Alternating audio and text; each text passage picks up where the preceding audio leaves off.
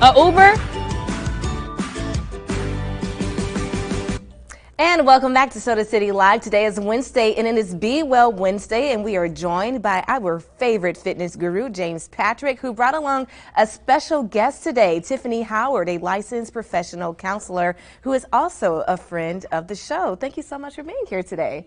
Really appreciate it. James, last week we talked about April being Stress Awareness Month, and we are continuing that conversation today. You always teach us that you have to be physically, in good shape, but your mental has to be as well, and that's where Tiffany comes in today. So tell us more, Tiffany, before we jump into it, about your background. Yeah, so I'm a licensed professional counselor, also a board-certified telemental health provider. We know those telemental health resources are up and running ever since COVID, so I do that work as well. Okay, great. And James, you're really good at simplifying a lot of information for us. Today, you are telling us about the acronym ACT. How is that related to a Stress Awareness Month? What does it start with?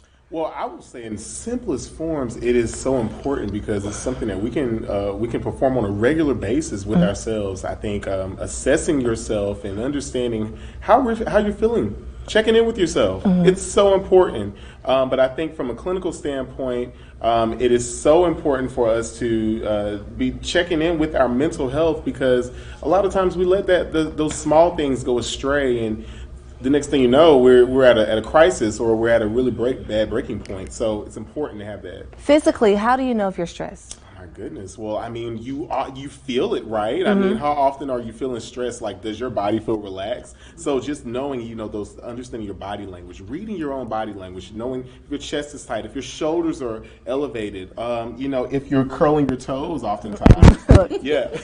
Okay. If your glutes are always tight, if you find yourself squeezing your butt a lot, when you're standing up, that's a telltale sign. No, figuratively, no pun intended, that you're stressed. That's your telltale. Okay. I saw what you did there. And mentally, Tiffany, how do you know if you're stressed? So I think it's very important to pay attention to your emotions, because people can feel stressed, but there are other emotions that come out as well. Irritability, easily angered, frustrated, right? But also our thinking patterns change too. Maybe we're a little bit more negative with our thinking. We use the term catastrophizing. Oh my gosh, one thing goes wrong, now everything is wrong, right? So our thinking patterns, our emotions, as well as the signs within our body, that's when we can usually tell we're stressed.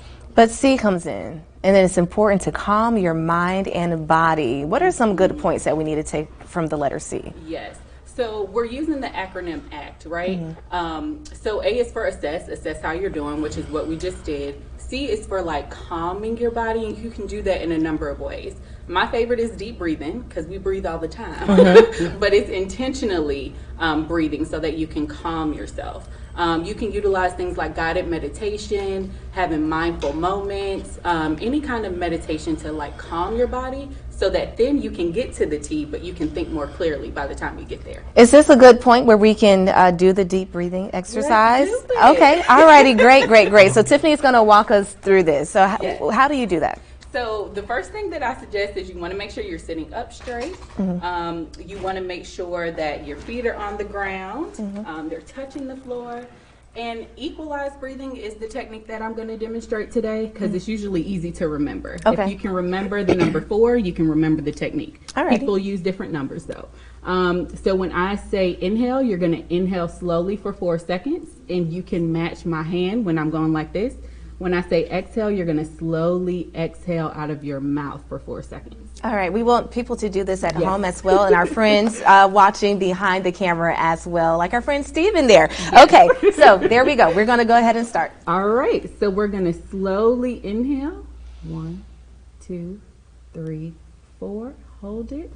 And slowly exhale out of your mouth. 1, 2, 3, 4. You could do this one more time. Inhale. 1, 2, 3, 4. Let's hold it.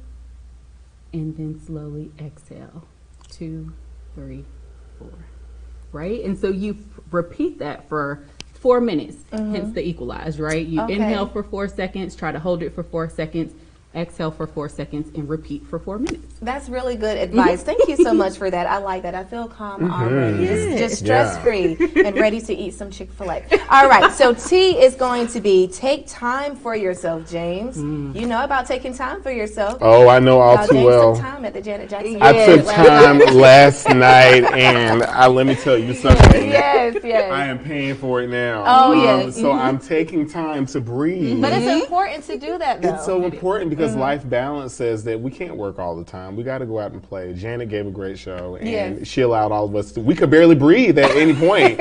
I mean, we were so, oh my God, Janet. But taking time for yourself is so important. I mean, whether it be with your best friends, whether it be with yourself, checking in with yourself. I think a lot of us are a little afraid to stay with ourselves and be with our own thoughts. And, you know, nobody likes the silence. But that's the most important time to assess yourself when things are just still. Take that moment. And Tiffany, you talk about inserting SMART goals here. Yes. So when we say take time, you want to take time with yourself in whatever way, right? But doing things that are connected to your values. So like James likes to have a good time, right? That's a part of like his value system. So he went to the concert, right? But what if he didn't, right? Because, I have work, I have all of these other things to do. So take time for things that are connected to your values. That could be spirituality, fitness, and then take time to plan, which is when we get to the SMART goals. A lot of the time we're stressed, we're overwhelmed, but if we could just sit down and organize our thoughts and organize our to-do list, then usually we can get to a better place. James, you want to tell us more about SMART goals? Well, I mean, SMART goals are not just important for like fitness, but really in life. Absolutely. You know, when you talk about specific, measurable, achievable, relatable, time management type goals. Hence SMART. Okay, I It's see what you did SMART. Okay. When you talk about that, it's so relatable, you know, and I mean, we all need to take that time. Again, we go back to taking time. Yeah. You can't run on an empty motor. You just can't. So having those specific measurable goals on a regular basis, not just within your fitness realm. When I have consultations, that's one of the first things I bring to my clients. But it's also relatable in your everyday life. So yes, specific, measurable, achievable, relatable, time efficient. Time setting time to make time. Yeah. Well, thank you both so much for coming on. Really good conversation. April, Stress Awareness Month. We're going to continue our conversation next month, though, because May is Mental Health Awareness Month. That's right. And so it all ties into each other. But we want you to remember today, when you're feeling stressed out, remember the word ACT. Assess how you are feeling, calm your mind and body, and take time for yourself. We're going to take a quick break. Much more Soda City Live after this. Be Well Wednesday is sponsored by Lexington Medical Center. As the only local independent hospital in the Midlands, we're here to care for you whenever you need us. Be